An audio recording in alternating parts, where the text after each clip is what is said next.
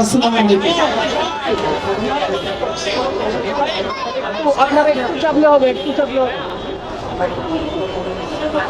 সংগ্রামী ভাই বোনেরা, বাংলাদেশকে বিশেষ শুকরিয়া যে পুরো দেশব্যাপী ঘুরলো বাংলাদেশ এই জুলাই ঘোষণাপত্রের দাবিতে, এবং আজকে শাহবাগে জড়ো হলো এই ছাত্র জনতার ন্যায্য দাবির জন্য। আপনাদেরকে শুধু এটা বলি যে আমাদের যেটা মনে হয়, এই যে 1 বছর 2 বছর প্রচন্ড ক্রেজির অনেকে আমাদের মিলিয়ন ভিউ দেখে মানে খুশি হয়, আসলে আমরা খুশি হই না। আজকে যার মিলিয়ন ভিউ আছে 500টা আর 3 মিনিট হয়ে যাবে, এগুলো খুবই সামান্য জিনিস। এগুলো আসলে আমাদের কিছু নাই, বরং আমরা সেই স্বপ্ন দেখতে চাই যে আগামী 5-10 বছর পরে বাংলাদেশ পন্থী কিছু ছেলে মেয়ে যাদেরকে পুরো 18 কোটি জনগণ চক্ষু বন্ধ করে বিশ্বাস করতে পারে যে এই ছেলেটা এই মেয়েটা নিজের জান দেবে কিন্তু চুলাই দেবে না, এমন কিছু ছেলে লাগবে। এই জুলাইয়ের মধ্য দিয়ে আমাদের সেরকম শত শত ছেলে মেয়ে তৈরি করতে হবে। আমি দৃঢ়ভাবে প্রত্যাশা করি এবং আমি চাই এইরকম কিছু জানবাজ ছেলে মেয়ে আর বাংলাদেশের মধ্যে তৈরি হবে ইনশাআল্লাহ। তার প্রমাণও তো আমরা দেখেছি যে এই জুলাইয়ের যে অনেকগুলো বড় মুখ যারা জীবন দিতে চেয়েছে, যারা বাংলাদেশকে সামনে নিয়ে যাচ্ছে, তারা তো রাস্তাঘাটে কোনো প্রোটোকল ছাড়াই হাঁটে মাশাআল্লাহ। তো আমরা বলে রাখি, আপনারা যেদিন প্রোটোকল নিতে শুরু করবেন আমরা কিন্তু আপনাদের বিরুদ্ধে কথা বলতে শুরু করব।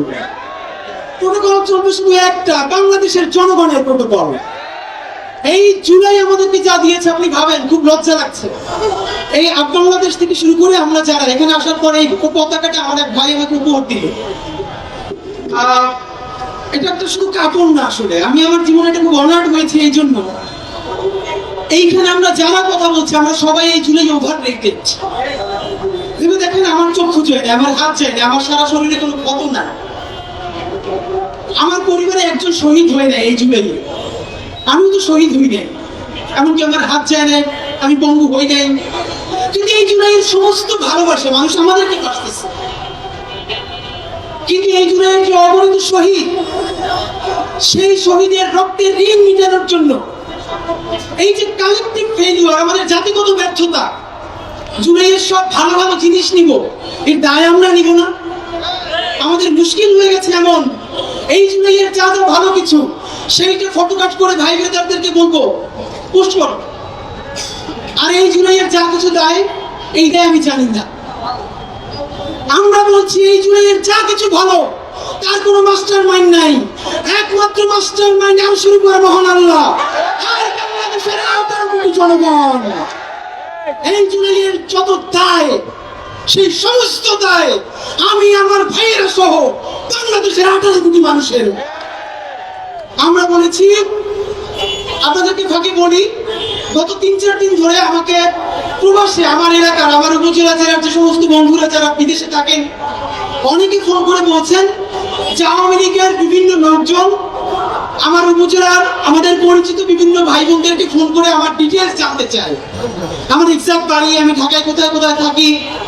তো আমার স্বাভাবিকভাবে মা ফোন করে কান্নাকাটি করছেন, তাদেরকে ফোন করে অনেকে জানাচ্ছেন আওয়ামী লীগের গুন্ডা গণহত্যাকারীরা স্পষ্ট জেনে রাখো, কোন প্রাডো মার্সিডিজ বেঞ্জ নিয়ে সারা ঢাকায় আমি ঘুরে বেড়াই না, কখনো বাইকে, কখনো রিক্সায়, কখনো ঘন্টার পরে ঘন্টা একজন লোক ছাড়া আমি শরীফ উসমান হাদি সারা ঢাকা ঘুরে বেড়াই।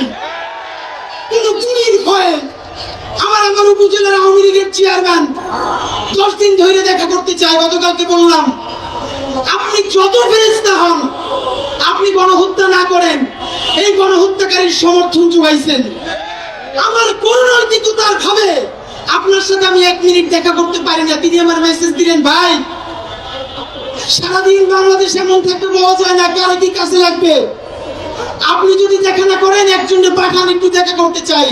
চুপ করাইছি, আরে হাসিনা আমার ছেলে বেটা, তুই একটা উপজেলা আওয়ামী লীগ কোন মন্ত্রী হওয়ার জন্য, এমপি হওয়ার জন্য, প্লট বাগানের জন্য, বিদেশে বাড়ি কেনার জন্য এই জুলাইয়ের পর থেকে আমরা রাজপথে নামি নাই। রাজপথে নেমেছি সোজা একটা, আমার যে শহীদেরা স্বীকৃতি যারা আছে তারা এখন পর্যন্ত এই রাষ্ট্রের আইনি কাঠামোতে দেশদ্রোহী, তাদেরকে আমরা এই জাতির শ্রেষ্ঠ সন্তানের স্বীকৃতি নেই, দিবই দিব ইনশাআল্লাহ। আজকে আপনাদেরকে মনে করি যে আরিফিন ভাই গেছেন সেদিনকে প্রোগ্রামে, নাই হয়ে গেছেন। আমরা মাঝে মধ্যে চিন্তা করি আমরা যে রাজপথে মাটি কেমন দিয়ে পড়ে আছি, সিগনিফিকেন্স কি? কিছুদিন আগে জাতিসংঘ এই জুলাই সেলিব্রেশন একটা প্রোগ্রাম করেছে, এখানে প্রধান উপদেষ্টা ছিলেন, সকল উপদেষ্টা ছিলেন।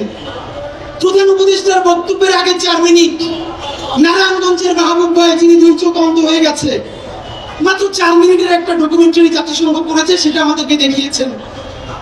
আমি বলতে পারি ওই প্রোগ্রামে এমন কোন লোক ছিল না যারা অঝরে কান্না করে নাই। আমরা ইনকিলাব মঞ্চের 10 জন আমরা এমন জোরে কান্না করছিলাম, পাশের মানুষও বিব্রত হয়ে যাচ্ছিল।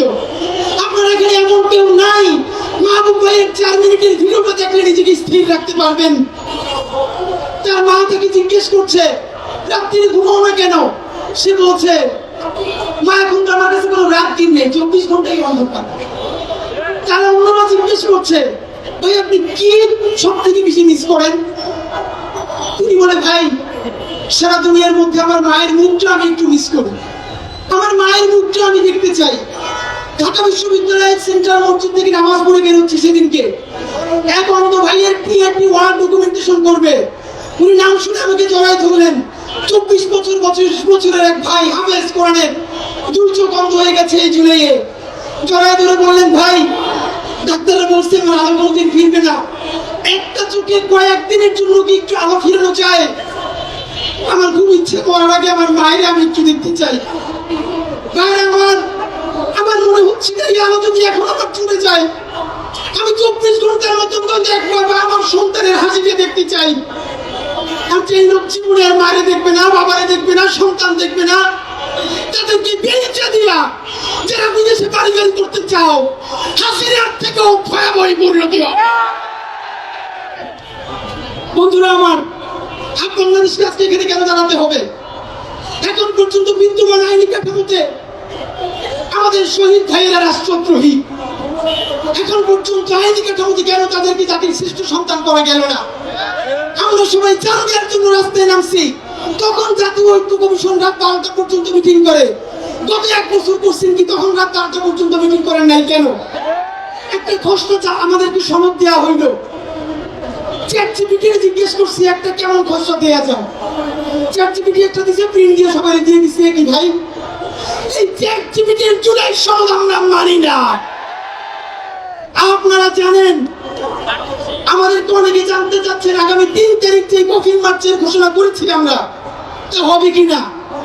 বাংলাদেশ আজকে প্রোগ্রাম করার জন্য আমাদের আরেকটি সুবিধা হলো, সারা বাংলাদেশের সমস্ত শহীদ পরিবার, সমস্ত আহত এবং জুলাই যোদ্ধাদেরকে জানিয়ে দিতে চাই আজকে রাত পর্যন্ত এই ইন্টারিমের সময়। আপনারা আজকে রাতের মধ্যে ব্রিফ করবেন ঠিক কতক্ষণের মধ্যে কয় তারিখ জুলাইয়ের ঘোষণাপত্র সাংবিধানিক স্বীকৃতি সহ জারি করবেন। তারপরে বলবেন আগামী কয় তারিখের মধ্যে জুলাই সনদ সকল রাজনৈতিক দল স্বাক্ষর করবে। যদি এই চিন্তা করে থাকেন কবে দিব জানি, 3 তারিখে একটা প্রোগ্রাম হবে একটা দলের, তারা ঘোষণাপত্র পাঠ করে দিবে, এরপর একটু কাটছাট করে সংবিধানে যুক্ত করে দিব। এই সব রাজনীতি করতে দেওয়া হবে না। এই জুলাইয়ের মালিকানা কোনো রাজনৈতিক দলের কাছে আমরা বেঁচে দেই না।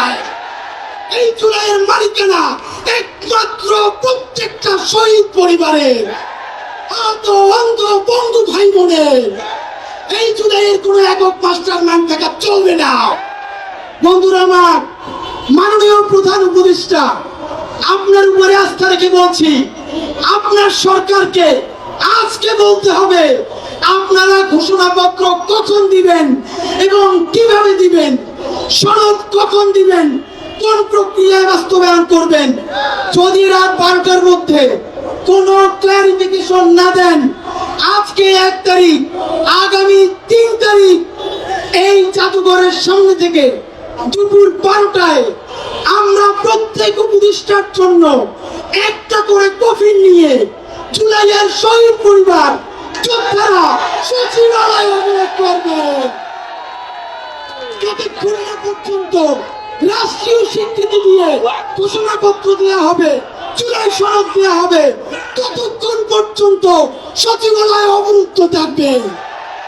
সুতরাং সিদ্ধান্ত আপনার, এই জুলাইয়ের ঘোষণাপত্রের মালিকানা বাংলাদেশকে দিবেন নাকি কোনো ক্যারিয়ার বাসদেরকে কাছে দিবেন, সেই দায় কিন্তু আপনাকে নিতে হবে। সুতরাং আজ রাত 12টা পর্যন্ত অপেক্ষা করব। যদি সরকার কিছু ঘোষণা না করে 3 তারিখ কফিন মার্চে দেখা হবে। বাংলাদেশ জিন্দাবাদ, ইনকিলাব জিন্দাবাদ।